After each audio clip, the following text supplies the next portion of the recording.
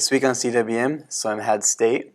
And Taylor Swift has seen one of our TikToks. I'm Maddie. And I'm Aaron, and today is Saturday, February 11th, 2023. You are watching Calallen Wildcat News Weekly Review.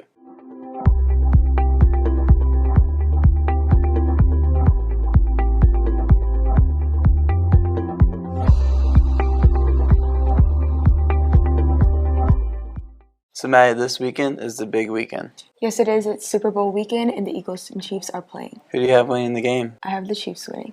Okay.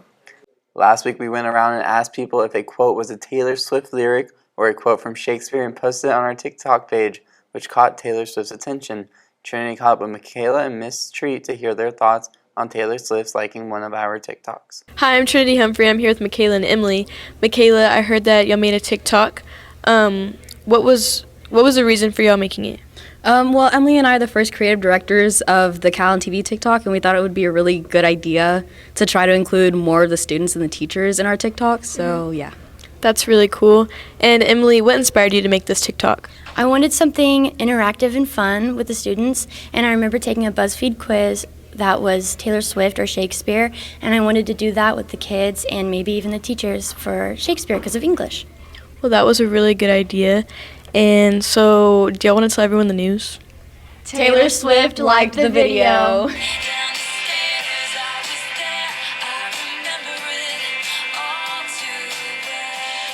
Is Taylor Swift or William Shakespeare? I'd meet you where the spirit meets the bones in a faith forgotten land. Miss Treat, do you remember the TikTok that we filmed a couple days ago? I do. Okay, go ahead, just look at it. Just like, Which one is it? This one? that's her account. Wait. Yeah. That's her account. No, it's real. It's real. You can can like. on it. It's real. Dog, Taylor Swift knows I exist. Yeah. Last Thursday, the Winter Drumline had a preview of the year's performance. Here's Maddie for the rundown. Hey cats, I'm here with Maddie. I heard y'all have a performance tonight. What's that about? Yes, the Calallen Winter Drumline is going to be performing their great show titled Valhalla. Can you elaborate on what Valhalla is?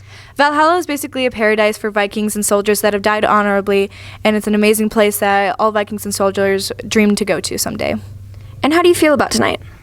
I feel that it could go really well, but also it could go the opposite direction. It'll be great, but it could be iffy tonight. Thank you. Hey cats, I'm here with Maddie. Now that the performance is over, how did it go? I think it went absolutely amazing. It was such an awesome performance. All the runs were together, and it was just such a fun and energetic performance. I couldn't have asked for better. Just tonight was such a great moment, and I'm going to remember this forever. Thank you. The Drumline also had their first competition last week in Jordanton and took first. Great job as always. We cannot wait to see how they continue to do in the rest of their season. Band is also busy prepping for UIL. We caught up with some of our band students for their thoughts on D-Day and what it is. Let's take it to Maddie for more. Hey cats, I'm Maddie, and I'm here with Katie, Nick, Chris, and Aiden. And Nick, what is D-Day?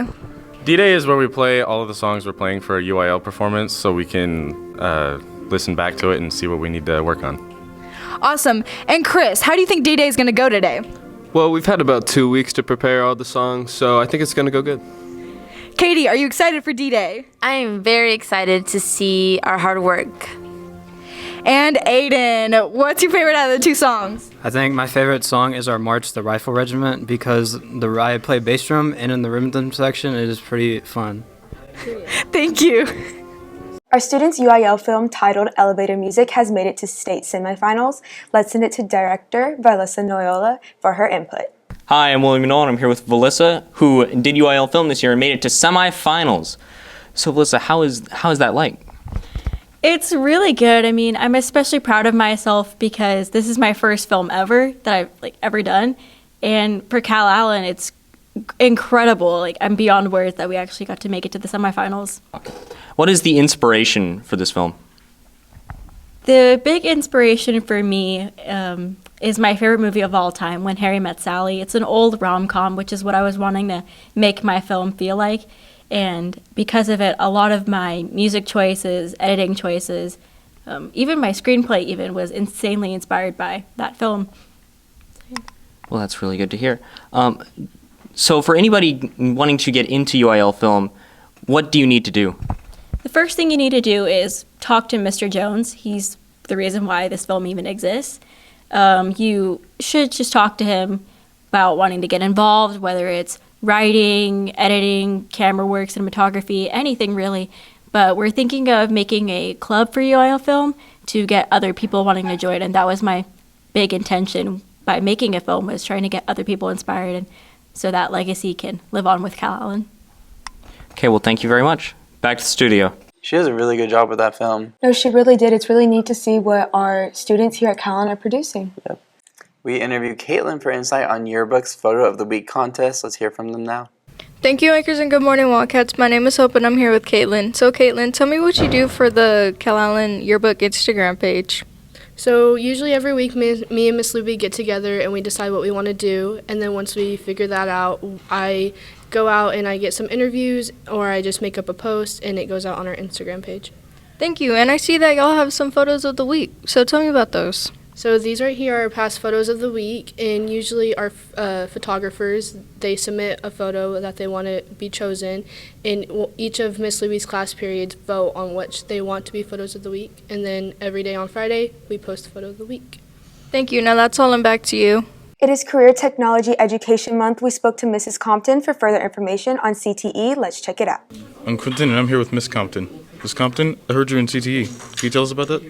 Yes, so CTE stands for Career and Technology Education. And Career and Technology Education is a way for students to explore different career paths. So here at CHS we have opportunities for students to look at health science. They can look at business and industry, which is our business classes. They can look at agriculture and environmental sciences. They can look at law enforcement, engineering. They can look at human services, education and training. You guys are looking at the audio-video track. So there's a lot of different ways that students can explore careers. How does CTE help develop a student's future? So great question. CTE is great for students because generally they achieve higher, so they have greater academic achievement. They graduate on time. Their graduation rates are higher. They develop career skills, and they develop skills that they could use for post-secondary education. And they can earn certificates or certifications to help get them ready for the workforce, which for some students is going to allow them to get a job right out of high school, earning high wage, working in high wage, high demand careers. And then for other students, it might mean that they're going on to higher education, so it'll help them with their classes that they would take at university. Thank you very much. Back to you. Mrs. Johns has been busy conducting labs and activities with her chemistry classes. To start, let's find out from Sophia what all Mrs. Johns' sophomore chemistry students learned in their recent lab over mole calculations. Hey cats, I'm here with Miss Johns, and what is this lab about?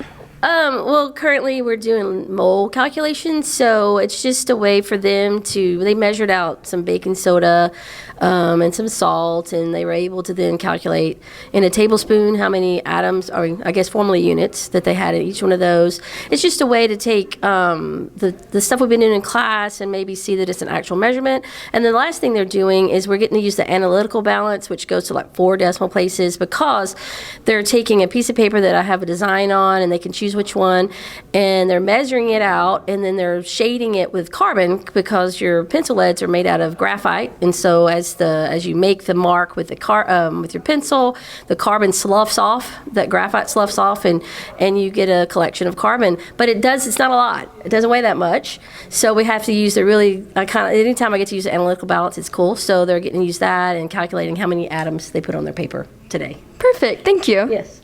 Mrs. John's AP Chemistry class kicked off a new unit on Wednesday with an activity which involved a snowball fight. Here's more on how that went. Hey Wildcats, we're here with Miss Johns. Miss Johns, we heard your AP Chem class is doing a lab. Can you tell us about that? Well, yeah, we kind of did a weird lab, I guess, for chemistry class, we made paper snowballs and threw them at each other. We're starting a new unit on equilibrium, and equilibrium is how things balance. And up to now, most kids, when they learn chemistry, they think everything just goes to the products. But actually, sometimes things go back to the reactants, and sometimes they just kind of stay in the middle and go back and forth with each other. And so what I was showing, that's what we're doing. And so I wanted to show that with a way that's tangible. So I am on a message board on Facebook, of all things. There's an AP chemistry forum. And one of the teachers was talking about this lab. It was posted on a blog post by another teacher, and so of course we all share everything. So I went online, looked at it, read kind of what they did, and formulated how I could do it for my classroom. And it was the most amazing thing, because we got like almost perfect graphs. I've done things with actual chemicals and don't get graphs this good, and my kids were just throwing paper balls at each other. We were timing it. We created different variables like how many reactants or how many products we had. The kids were those kind of things, and then they just threw them back and forth, and we got really amazing results. I can't wait to go over it tomorrow, because we didn't get time to really go over what it tells them, but I can't wait to go over it tomorrow, teach them what it means, and then that'll really be a really good stepping stone for the rest of the unit. I'm actually kind of stoked about it. That's really cool, Ms. Johns. We're glad y'all enjoyed the lab. Back to the studio. Alana interviewed Mr. Fadias for more information on ag-cal byproducts. Let's take a look. Hey Wildcats, I'm here with Mr. F from the Agriculture Building. Mr. F, we heard about a project that you and your students did. Could you tell us more about that, please? The students had to come up with, the project was beef cattle byproducts, and they had to come up with different stuff that is made from beef cattle other than meat, and they had to put them on a poster board in the shape of a cow. So it was kind of cool. That's awesome. And do you think your students enjoyed this? Do you think they learned a lot from it? I think they definitely learned from it, because there's a lot of stuff that are made from cattle that people don't really expect, and I think it was an eye-opener for sure. Well, thank you so much, Mr. F. Now back to the studio. Yeah, and on this week's GP Student Report, they mentioned their trip to watch the orchestra at TAMUCC, their choir going to state, and basketball going to the playoffs, and much more. Now listen to Gavin Busam for this week's GP Student Report.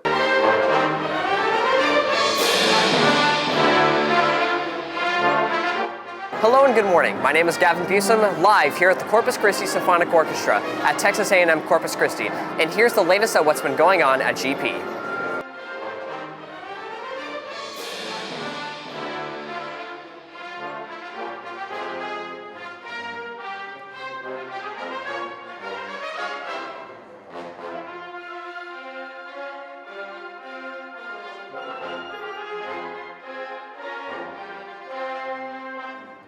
Six musically talented GP students are advancing to state. GP students played with the Del Mar Band. So playing for Del Mar was actually really fun. We had a good time and made some really cool music. We got to hang out with some people from other schools that we wouldn't normally get to, interact with. Sugar babies are being created in Principles of Human Services. It's no different than when I used to take care of my brother, but I'm glad that I get a chance to do this. Basketball playoffs started on Tuesday the 7th. Last night was a tough game, but we did push through as a team because our coach has always taught us that it's good to work as a team and that to never give up. I mean, it was good. First half, we were holding them, but second half we got on a run, and then we were up 7 at fourth quarter, but after that, we just let it go. Soccer comes home to play against Miller for their first game back. Watching film and stuff kind of helped us a lot to learn exactly what we're supposed to be doing and how we can defend against a good team and stuff. So I feel like we're gonna have a shot this year. But it was good to be home, play our home field, maybe we can get a dub on the home field for our first district game.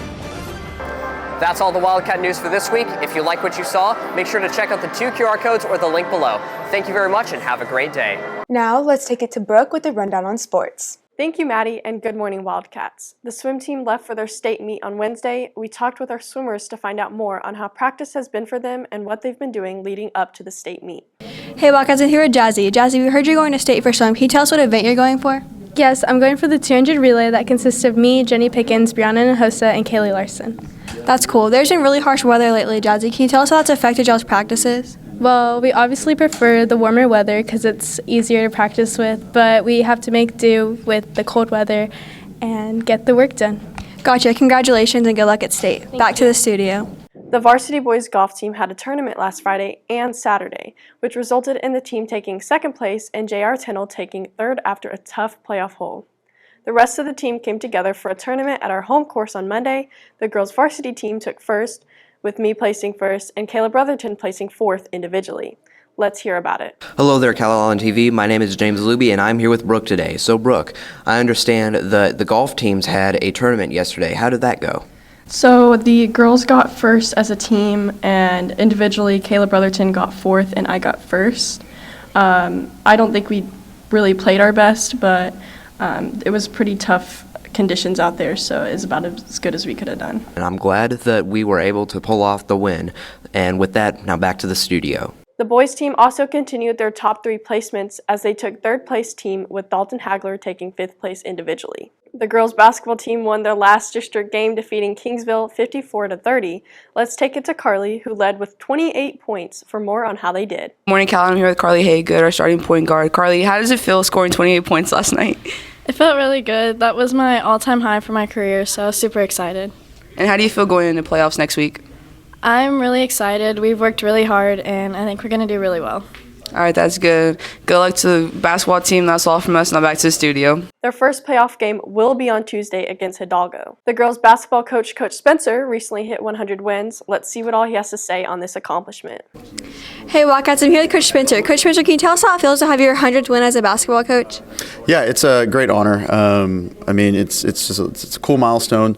I'm excited to have gotten it here. I'm incredibly thankful for all the kids that I've coached in my career the past 5 years, and so.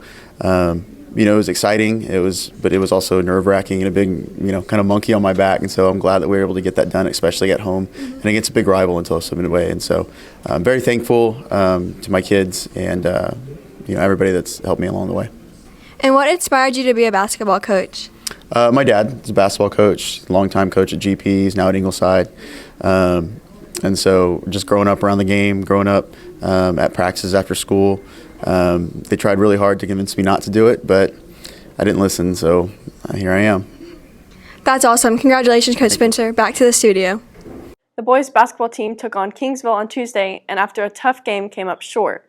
They played Bishop last night. We will have those results for you next week. We have more information on Little Dribblers. Here's Maddie with Miss Fila and Alexa. Hey Cats, I'm here with Coach Fila. And Coach Fila, I heard that Little Dribblers is going on. What is that? Yes, it's the Calallen community's opportunity for kids to start playing at a young age. It's our youth basketball program, and I think it's really important to the future of Calallen athletics. Awesome. And how is that currently going? It's going really well. I've had the opportunity to watch 3 Saturdays I've gone and watched several games, and my daughter's one of the coaches, and I've really enjoyed watching the girls play and improve, and I've seen some of the games with the boys, and it looks like we've got a lot of talent out there. Wow, that's fantastic. Thank you. Hey Cats, I'm here with Alexa. And Alexa, I heard you're one of the coaches for Little Dribblers. How is your team doing? My team's doing much better than they were at the beginning of the season. We've definitely improved as it's gone on with our practices and just in games. Awesome. And I heard there are some other girls who are coaching. Who else is volunteering? Yes, I know almost all of our varsity girls are volunteering and coaching, and a lot of them are reffing as well. And I know even a few of the boys are coaching as well. Awesome. Thank you. Powerlifting competed in Kingsville this past week. Here's a rundown on how the meet went. Hey, it's Autumn here with Calallen TV, and I'm here with Evan. So you got first in your 220s. How did that go? It went pretty well for the first meet of the year. I definitely could have done better, but getting first isn't bad. That's good. And how do you think you'll do the next meet? I should do better the next meet. I should get more weight on squat and, all 3, because you can only get stronger from here. So, yeah. Okay, and when is your next meet? Next meet, I believe, is next week for the ASA Chambliss Classic here at Calallen, and I will be attending that.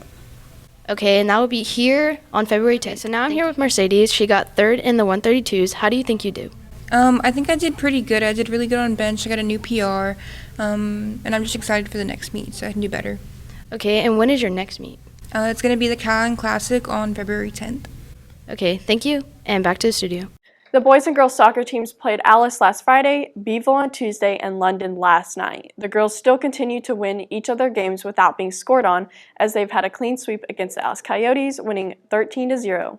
On Tuesday, the team took on Beeville, another one of the tougher teams of our district, but we still came out on top, defeating the Lady Trojans 2-0.